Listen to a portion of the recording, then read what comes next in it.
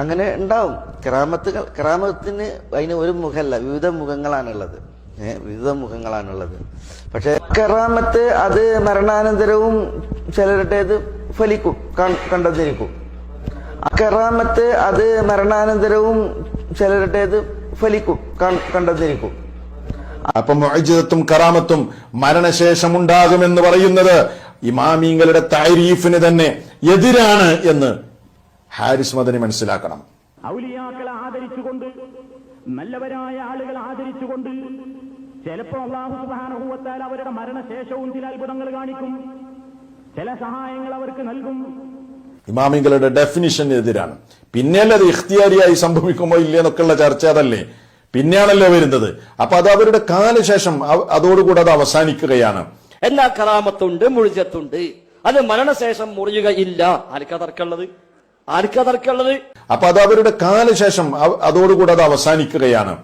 മുജാഹിദ് പ്രസ്ഥാനം ഒരു കാലത്തും എതിർത്തിട്ടില്ല എന്ന് മാത്രമല്ല, കുഞ്ഞീദ് മദീൻ റഹിമഹുല്ല അദ്ദേഹം എഴുതിയ അല്ലാഹുവിന്റെ ഔലിയാക്കൾ, കുഞ്ഞീദ് മദീൻ റഹിമഹുല്ല അദ്ദേഹത്തിന്റെ അല്ലാഹുവിന്റെ ഔലിയാക്കൾ എന്ന പുസ്തകത്തിൽ അദ്ദേഹം സംഭവങ്ങൾ ഉദാഹരണ സഹിതം എടുത്തുകൊണ്ട് പറയുന്നു, മരിച്ചാലും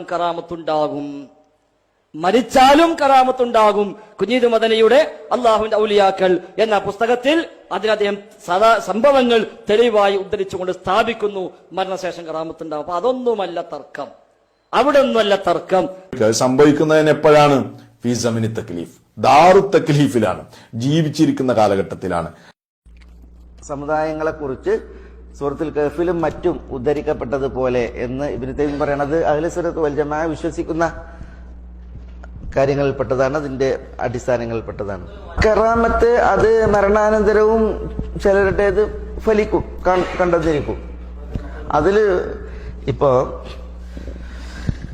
അംർ ഇബ്നുൽ ജമൂഹിനെയും അതേപോലെ തന്നെ ജാബിർ റളിയല്ലാഹുവിന്റെ വാപ്പ അബ്ദുല്ലാഹ് ഇബ്നു ഹറാമിനെയും അവരെ ഒരു ഉഹദ് യുദ്ധാനന്തരം ഒരു ഖബറിലാണ് മറമാടിയത്. പിന്നെ ജാബിർ റളിയല്ലാഹു തആല അൻഹുവിന്റെ സ്വന്തം പിതാവിനെ മാറ്റി മറമാടണം തോന്നിയിട്ട് 6 മാസങ്ങൾക്ക് ശേഷം ആ ഖബർ തുറന്ന് വാപ്പനെ എടുക്കുന്നുണ്ട്. 2 മയ്യത്തുകളിലും ഒരു കേടുപാട് സംഭവിച്ചിരുന്നില്ല എന്നുള്ളതാണ്. ചെവിയുടെ ഭാഗത്ത് ചില അടയാളങ്ങളല്ലാതെ മറ്റൊരു കേടുണ്ടായിരുന്നു. അതുണ്ടാവും, അങ്ങനെ ഉണ്ടായി എന്ന് വരും, മനസ്സിലല്ലേ? വേറെയും അതിന്റെ ഉദാഹരണങ്ങൾ കാണാൻ സാധിക്കും. ഇപ്പം ഈ കിടങ്ങിൽ പിന്നെ ഇന്ധനം നിറച്ച് വിശ്വാസികളെ ചുട്ടുകൊന്ന ഈ സംഭവം ഉണ്ടല്ലോ, ഖുതില അസ്ഹാബുൽ ഉഖ്ദൂദ് അന്നാരി ദാത്തിൽ വഖൂദ് എന്ന് പറയുന്ന സംഭവം. ആ സംഭവത്തിന് നിദാനമാകുന്ന ഒരു സംഭവം എന്താണ്? ഒരു കുട്ടിയുടെ കഥയാണ്. കുട്ടി ഒരു വലിയായിരുന്നു. അവസാനം ആ കുട്ടിയാണല്ലോ ക്രൂശിച്ചത്.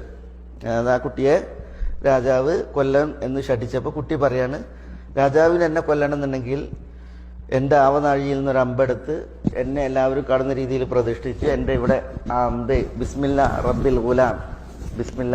റബ്ബിൽ ഗുലാം എന്ന് പറഞ്ഞ് എഴുതാൽ മാത്രമേ സാധിക്കുള്ളൂ എന്ന് പറയാം. അപ്പോൾ പിന്നെ അങ്ങനെ ചെയ്യണം. രാജാവിനെ അവിശ്വസിക്കുമോ എന്നുള്ളതായിരുന്നു രാജാവിന്റെ പേടി, നാട്ടുകാർ. അതുകൊണ്ടാണ് കുട്ടീനെ കൊല്ലാൻ ശഠിച്ചത്. അവസാനം ബിസ്മില്ലാ റബ്ബിൽ ഗുലാം എന്ന് പറഞ്ഞ കുട്ടി ഷഹീദായി. കുട്ടിനെ അമ്പെയ്തു, കുട്ടി ഷഹീദായപ്പോൾ ജനങ്ങളൊന്നായിട്ട് ഇസ്ലാം സ്വീകരിക്കുകയാണ് ചെയ്തത്. ആമന്ന ബി റബ്ബിൽ ഗുലാം, കുട്ടിയുടെ റബ്ബിൽ ഞങ്ങൾ വിശ്വസിച്ചിരിക്കുന്നു എന്ന് പ്രഖ്യാപിക്കുകയും ചെയ്തു.